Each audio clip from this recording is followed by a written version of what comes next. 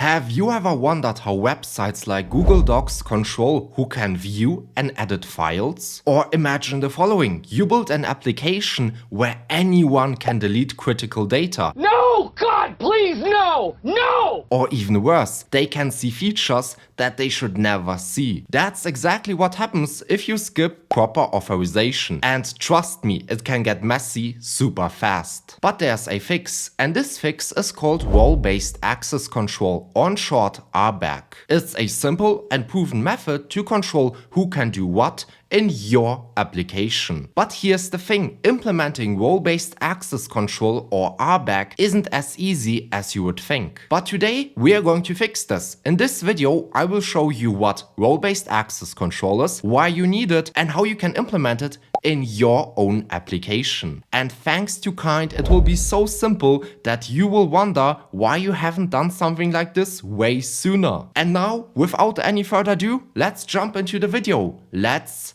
go! So, to get started, the first thing I want to look at is the difference between authentication and authorization. So this is my website, janmarshall.com. And if you click on sign in, you can sign in with GitHub. This means you authenticate with the system, or in other words, with this website. And this also means that you prove to the system that you are who you say you are. And you also, of course, give the system your name, your email, your image, stuff like that.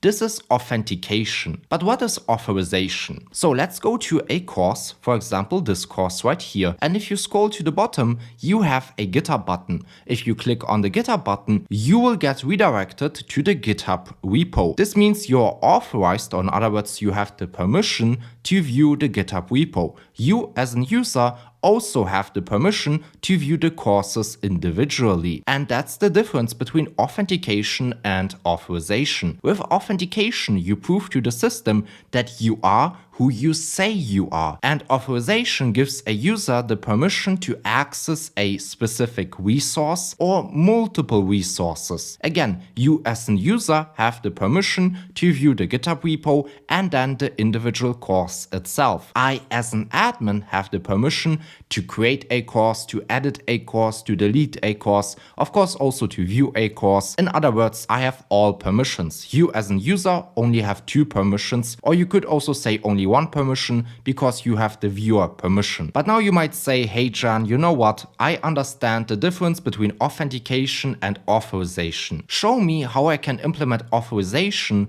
in my own application. And that's what I will do. In this video, we will look at role-based access control, or in short, RBAC. RBAC is probably the most used, the most known, and also pretty much an industry standard for authorization. And how does it work? Well, role-based access control consists of 2 things: roles and permissions. And you know what? I have created a flowchart, and in theory we should start from the top. But to understand role-based access control, let's start from the bottom and go to the top. So as mentioned, role-based access control works with 2 primitives: permissions and roles. Permissions allow the user to do specific things. As an example, to delete a resource, to create a resource, to update a resource, and of course to view, or in other words, read a resource. A role is there to group these permissions, because for example, a admin can delete, create, update and read a specific resource. A editor, for example, can only create, update and read, and a viewer, or in other words a user,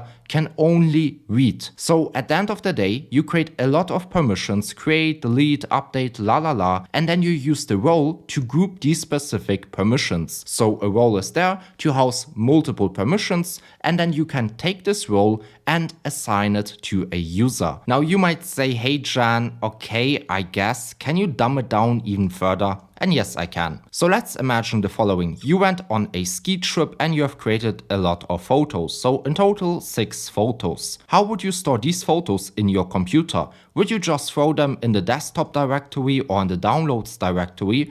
Probably not. What you would do is create a new folder. You would name it Ski Trip 2024, and then you would store these photos in this one folder. And why would you do that? Well, it's relatively simple, again, because it's easier to find the folder with the photos, it's more scalable, you can add more photos in the folder if you want to, and everything like that. And that's exactly how roles and permissions work. You have a lot of permissions, in that sense a lot of photos, and then you have your roles. And your roles are there to group your permissions, because a admin, for example, can delete, create, update, read, a editor can only create and update and read, and a viewer can only read. And then once you have your role, you can assign the role to a user. And since we now understand that, I think we can now look at the flowchart from the top. So the first step is that the user authenticates. Once the user is authenticated, we can get started with the authorization system. This means with role-based access control. So once the user is authenticated, we assign a role.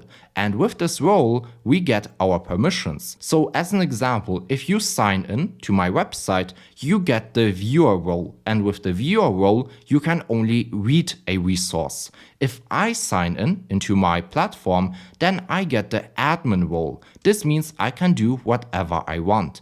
And that's at the end of the day how role-based access control works. But now you might say, hey Jan, okay, I understand how role-based access control works. We have a user, the user gets a role, and with the role I get certain permissions. But why do we even need permissions? Can't we just use roles? So in theory we could say, hey, let's not code these permissions, this is more work. It's easier to just create roles and then add the roles or assign a role to a user. And I guess in theory you can do that. But you know what, there are a lot of drawbacks if you do that. And to explain it to you or to show you the problems, it's best to do that with text. So why should you use roles and permissions?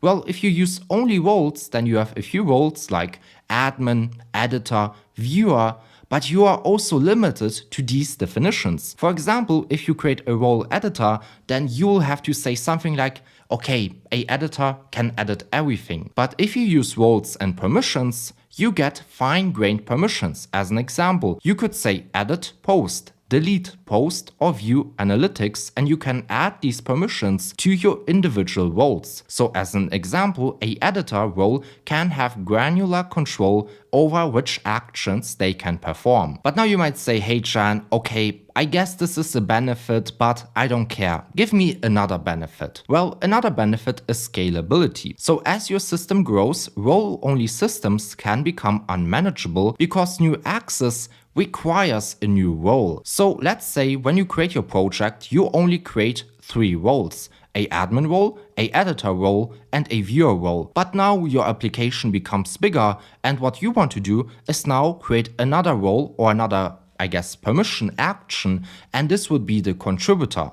What you would have to do now is create a new role, and then let's say you have to add another action, then you have to create another role, and then at the end of the day you'll have 10 million roles for the same code or for the same permissions, and this is relatively unscalable because you don't want to create 10 million roles for the same actions. And now you might say, okay Jan, this is good, give me another benefit. Well, another benefit is flexibility, because permissions enable you to mix and match specific capabilities between roles without redundancy. As an example, let's look at our project. Right here we say, hey, the editor is not allowed to delete a resource. But if you use roles and permissions, you can just say, hey, the editor is now also allowed to delete a resource. And then after a month, I can again say, hey, you know what, the editor shouldn't be able to delete a resource. Let's again remove the permission from the editor. And this is the flexibility. And now let's again summarize it. What are the benefits of roles and permissions? Well, first of all, granularity, scalability,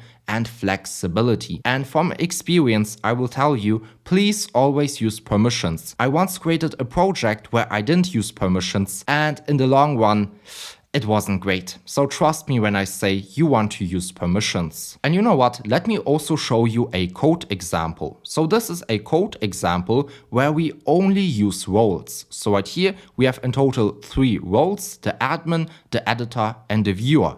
And for the permission, we just say, hey, all, edit, and read. Because again, if you only use roles, you can't do these fine-grained permissions. And what's the problem with this? Well, the problem is, first of all, it's hard to manage because adding new actions, or in other words, permissions, requires a new role. And it also lacks granularity because, for example, an editor may be able to edit everything. This is not very good because you want to have restrictions. So that's the benefit with permissions. You can say, hey, an admin is allowed to do this, this, and this. An editor is allowed to do this and this. And a viewer is only allowed to, for example, view a post. That's the benefit of permissions. So since you now know the benefits of permissions, or in other words, why you should use roles with permissions, let me give you a brief summary. So how does everything work? Well, you first of all authenticate. Once you are authenticated, you get a role assigned to you. With the role, you get a certain amount of permissions. If you are an admin, for example, you can do everything. If you are an editor, you can create, update, and read. And if you are a viewer, you can only read. What's the benefit of the system? Well, for example, granularity, scalability, and flexibility. One day you could decide, hey, the viewer, or let's say the editor, is allowed to delete a resource. Another day you can say, hey, the editor is not allowed anymore to delete a resource. So flexibility and scalability is super important, and that's what you get if you use role-based access control. Alright, so you now know how role-based access control works. This means you know how permissions work, how roles work, how this grouping works, what the benefits are, and everything like that. But now you might say, hey Jan, this is just the theoretical part. How can I implement role-based access control in my own project? So what I've done is I have created a little Next.js project, and in this project we will implement authentication and authorization. So we have a little landing page, then we have a blog page, and we have a dashboard. In the dashboard, I can create a new blog article. So let's say for the title, super cool blog, for the description, some gibberish, and let's submit that. As you now see, I got redirected back to our blog page, and inside of here we have all of our blog articles, in total 6 articles. But here comes the problem. I'm not authenticated, and even though I'm not authenticated, I can open all routes and I can also create blog articles. But not only that, this dashboard route should only be for admins. This means users that have the role of admin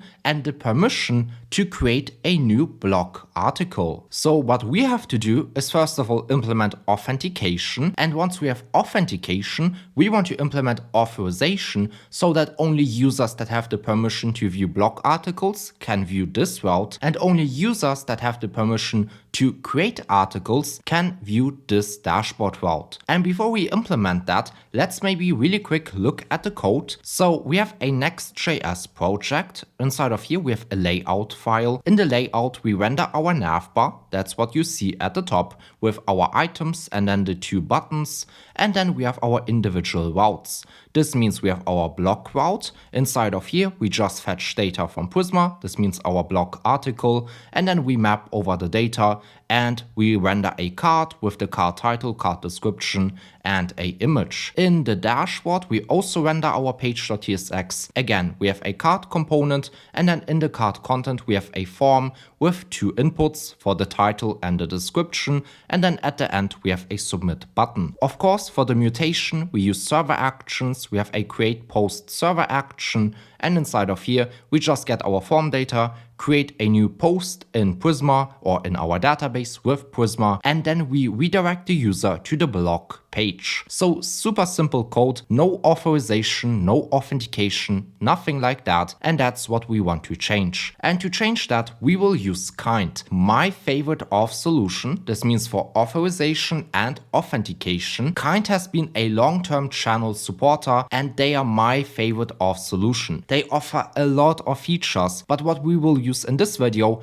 is standard authentication and an authorization with roles and permissions. They offer a great free tier, and they are the perfect auth solution for your next project. And since you now know what Kind is, I think we can get started. So let me sign in into my business, or in other words, my project. Let me switch my business and let's create a new project. So I've now filled out all of this information. So the business name, domain, number of employees and region. And now we can continue. As you see, the project has been created. Let's open it. Inside of here, we have our onboarding step. So we want to use Kind with our existing code base. For our tag, we use Next.js. Let's continue. And we want to allow the users to sign in with email, Google, and let's select GitHub. Let's click on Next. And now we are almost finished. And what I want to now do is connect our Next.js code base with Kind. So let's click on Connect, and inside of here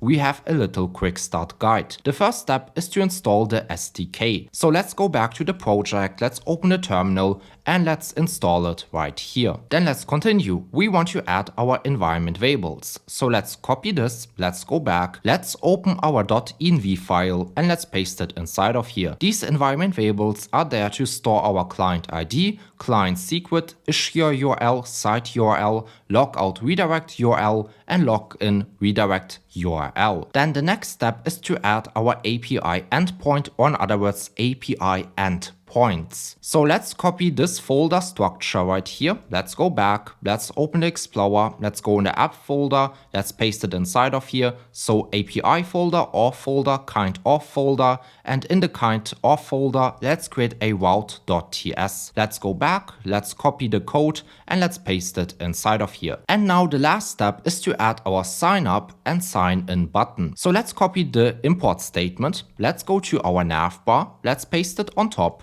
And now we can use the register and login link. So let's scroll to the bottom. Right here we have two buttons. One is for login and one is for sign up. And what we can do right here is wrap our login button and sign up button in the login link and register link. So we have done that. I can now save it. I can restart my dev server and let's see if it works. So let's click on sign up and we should now get redirected. And as you see, this is the Kind authentication page. Let's continue with GitHub. As you see, I have now signed in with GitHub. We got redirected to the dashboard. That's again because if you open the .env file, we have a post login redirect URL, which is /dashboard. If you want to, you can change it to just our index page, but I will leave it as /dashboard. But now we have one problem. We have a valid session. We are authenticated, but we still see the login and sign up button. And this is not really what we want. So let's change that. What I want to do is get our user. So above the return statement, we can do a constant, we can destructure,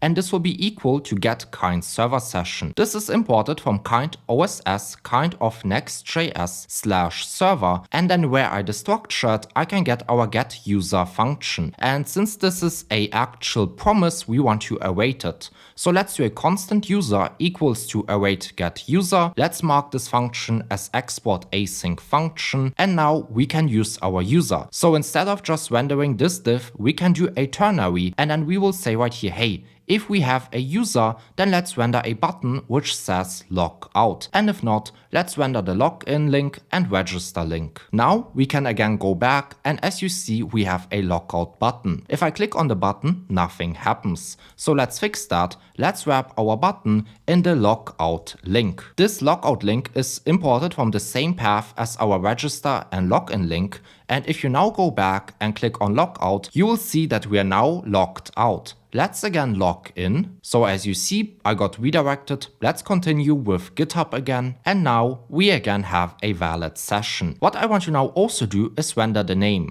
So in front of our logout link, we can get a p tag.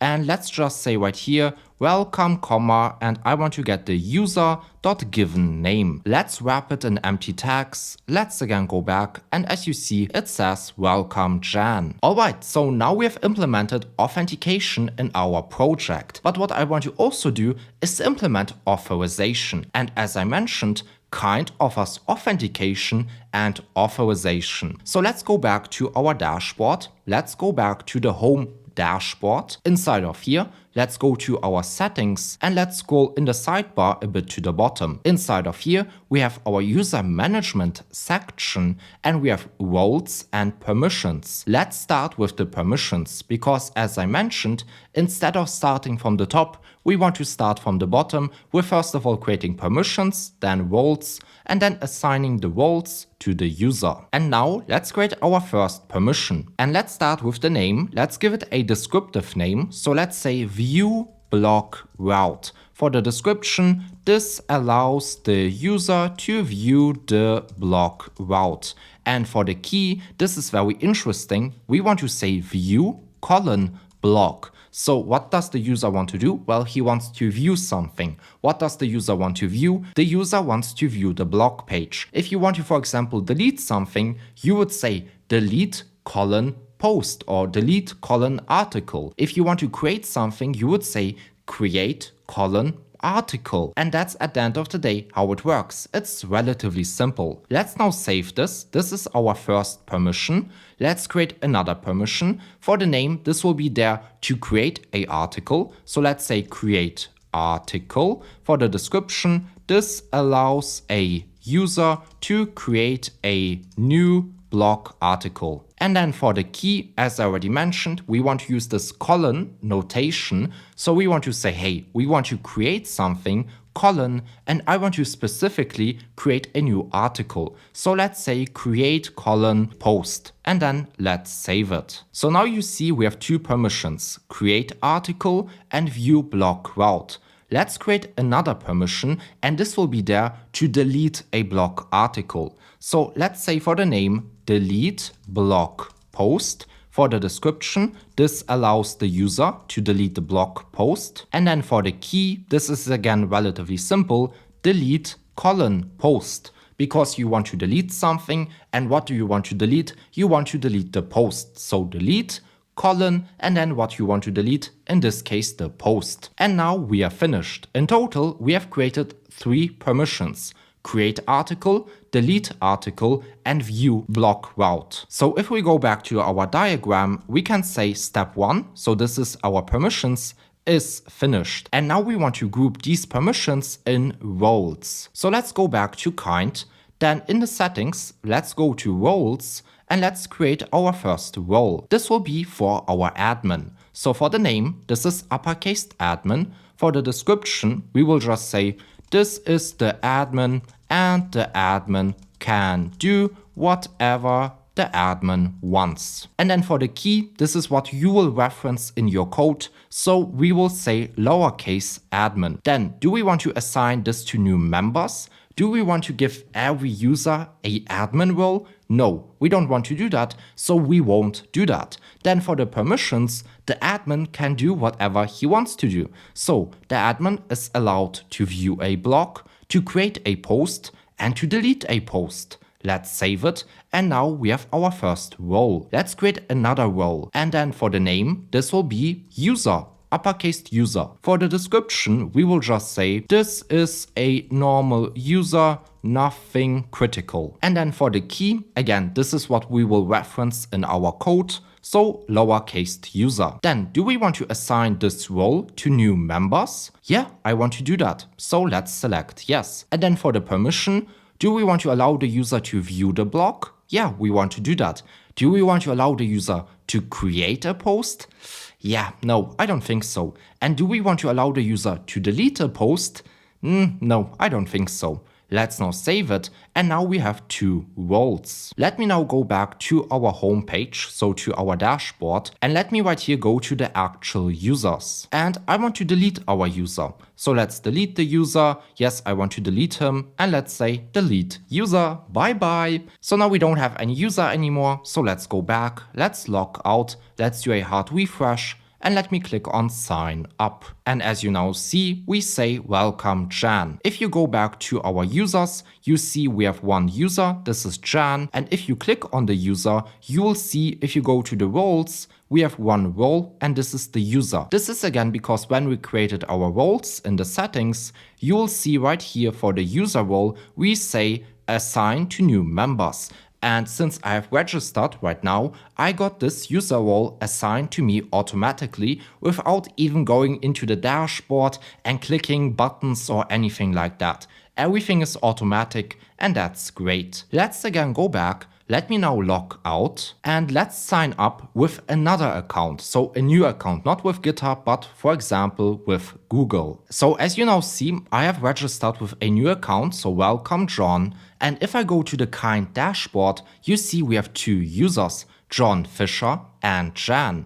If I go to John Fisher, so to the profile, and go to the roles, you see we say that this user has the role of user. But I want to make John Fisher an admin. So let's select admin and let's say, hey, you aren't a user anymore, you are an actual admin. Let's now save this. So as you see, the role has been updated. Let's go back to our project. And now there's one thing which I want to do. I want to render the role of the user next to the name. So let's go back. Let's go to our navbar. Then let's say welcome Jan. Let's use parentheses. And now I want to render the role. How do I get the role? Well, right here with getKindServerSession, our hook, we can destructure it and we can get a function which is called getRoles. Now we want to of course await it because this is a promise. So let's do constant roles equals to await getRoles. Then this is an array. So in the parentheses we can say roles. Then let's get the first item in the array and then dot name. Since this could be undefined, let's also add a question mark right here. And now let's save it and let's go back. And you see nothing. Why is that? Well, that's because we have to customize the token which we get returned from Kind. So let's go back to the dashboard. Let's go to our application. Let me click on View Details. Inside of here, in the sidebar, we have our tokens. And inside of here, let's scroll to the bottom and let's go to token customization and let's customize our access token. And what I want to get is our roles, and this is an array. Let's select this and let me save this. So as you see, token settings updated. Let's go back, let me log out and let's again log in. So as you now see, we see our role. Welcome John, you are a admin. And if I do a hard refresh, everything is still persisted. Let me now log out and log in my old account where I'm just a standard user. So I have now logged into my old account, and as you see, I'm just a normal user. So as you see, the roles completely work, they are attached to the user, and that's what we wanted. But now let's also protect our actual routes right here, because currently we don't do anything. We assign roles, we do authentication, but we don't do any checking, and that's not what we want.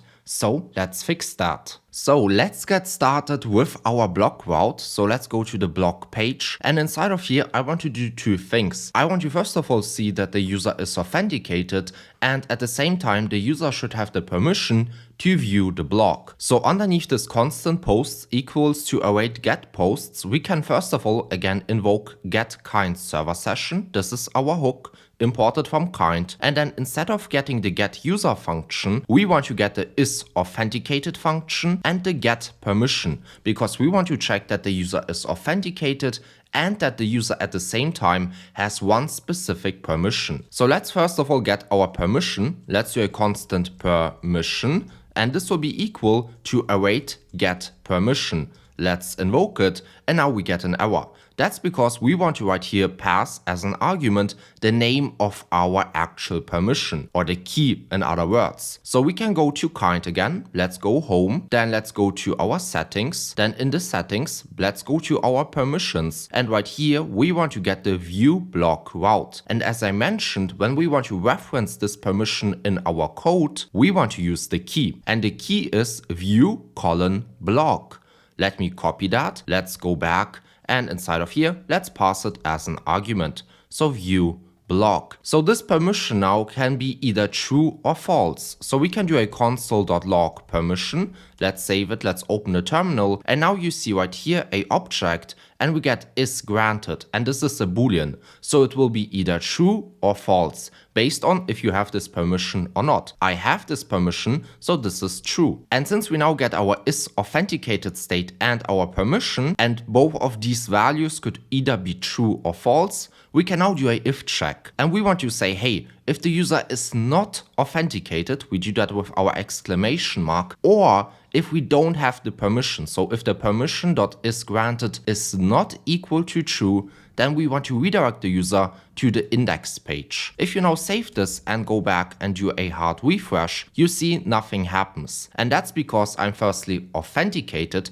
and because I also have the permission. But now we want to do the same thing with our dashboard. So let's go back, let's open our dashboard page, and let's first of all get our authenticated state, and let's get our permission. So this is imported from getKindServerSession, and if you didn't know, getKindServerSession is the hook which runs on the server. There's also another hook, KindBrowserClient. This would run on the client side, but we want to do everything on the server side. This is way more secure. And now right here we destructured and we get the isAuthenticated state, which is a promise, and getPermission, which is also a promise. Let's first of all get our permission. And how did we call our permission? Well, we called it create:post. So we can copy the key, we can go back, and we can paste it right here as an argument. So again, constant permission equals to await get permission, we invoke the function, and as an argument, we pass our key or the key of our permission. And again,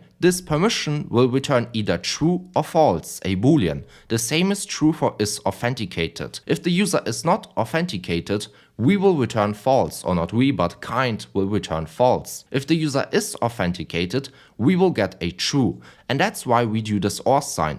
If the user is not authenticated, then we have a problem. If the permission is not granted, we have a problem. And that's why we redirect the user to the index page. Let's now save this, let's go back, and let me try to reach the dashboard route. Nothing happened. We got redirected. Why did we get redirected? Well, it's relatively simple. We don't have the valid permission. I'm only a role of user, but we need a role of admin. So let me log out and let me log in with the correct account. So now I have logged in with a new account, with the John account. And as we all know, John is a admin. This means John can see this website, which is great. So this works exactly as expected. If the user is a role of user, which means the user does not have the permission to view this actual route, then we just redirect the user. If the user has the correct role and with that the correct permission, then we just allow the user to view this route. And now there's one more thing which I want to do. As mentioned, we have a server action. And if you didn't know, a server action at the end of the day is a public endpoint. You do a export async function, and with that you generate a public endpoint. This is something that most people don't know, and this also means you want to treat the server action as a public endpoint. This means we want to do the same check as we did in the dashboard. We want to see that the user is authenticated and that the user has the correct permission. So what we can do is just copy this code, because that's the exact same code. Let's go to our server action,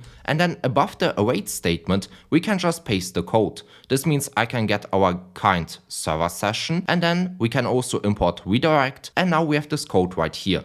This means before we do any mutation, we first of all do our authorization check. Hey, is the user authenticated? No, let's redirect the user. Hey, has the user the correct permission? If not, then let's redirect the user.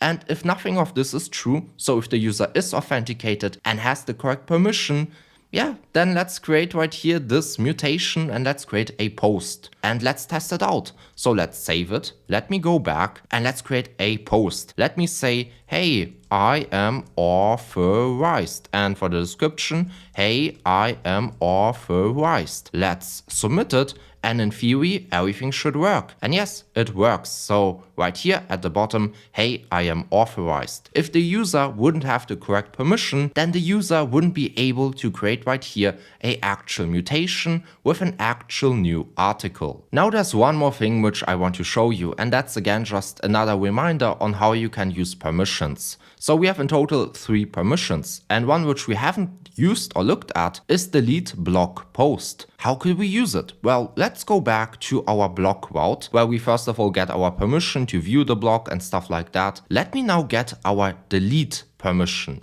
So underneath the if check, let's again do a constant, let's say delete permission, and this will be equal to await get permission delete :post, because again, this is the name of our actual key. So delete post. And now we can use this delete permission variable, and with that we will know if the user is an admin. Because again, if you can remember, only the admin got the delete blog post permission. A normal user does not have this permission. So we can now use this constant, we can scroll to the bottom, and then underneath the cart content, I can do a if check. And we can say, hey, if delete permission dot is granted is true, then let me render a cart footer and let me render a delete button. And if I now save this and go back to our actual website, you see a delete button. But that's again because I am a admin. Let me now again log in with my standard user role. And what do we see here? There's no actual delete button.